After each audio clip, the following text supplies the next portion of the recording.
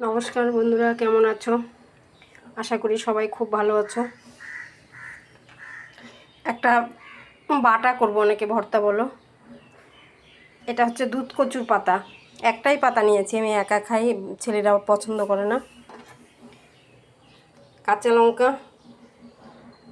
রসুন, আর এটা দিব হচ্ছে চিংড়ি মাছের মাথাগুলো, আর দিব কালো জিরা ফোড়ন। দেখো কড়াই তেল গরম হয়ে গেছে আমার। কালো জিরাটা একটু বেশি দিয়েছি। এবারে মাছটা দিয়ে দিব।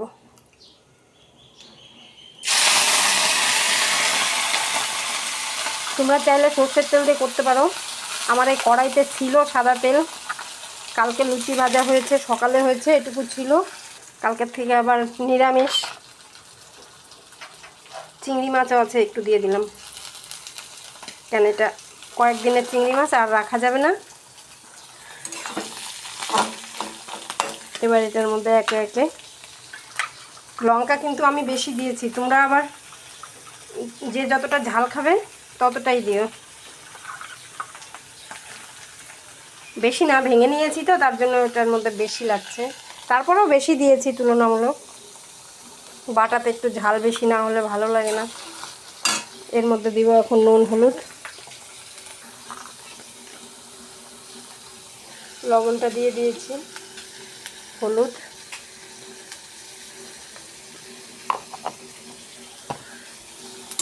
এবার এটাকে ভেজে নিয়ে তারপরে শাক দিব, কারণ মাছ তো, শাকটা দিলে আবার পরে ভাজা হবে না।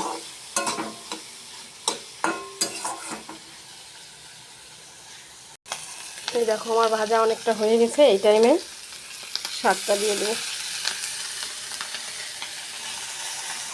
দেখো একটু নাড়াচাড়া দিয়ে ঢেকে দিব, একটু ঢেকে দিয়ে গ্যাসটা কম করে দিব। দেখো আমার ভাজা হয়ে গেছে, এখন নামিয়ে নেব। নামিয়ে বেটে নিলে হয়ে গেল। তো বন্ধুরা দেখো আমি বেটে নিই।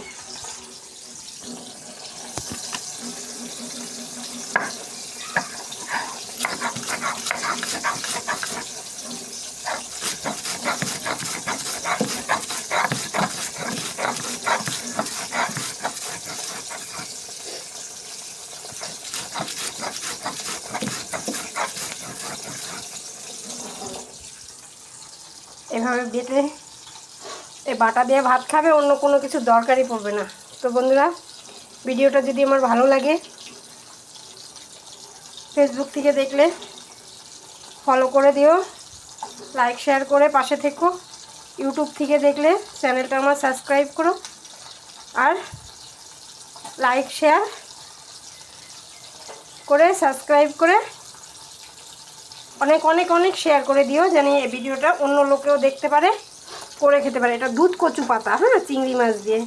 এইভাবে তো আমরা মাছের মাথাটাকে অনেক সময় ফেলেই দেই, কিন্তু এভাবে করে খাবে ফেলে না দিয়ে, দেখবে কি তোমার অন্য কোনো কিছু দরকারই পড়বে না।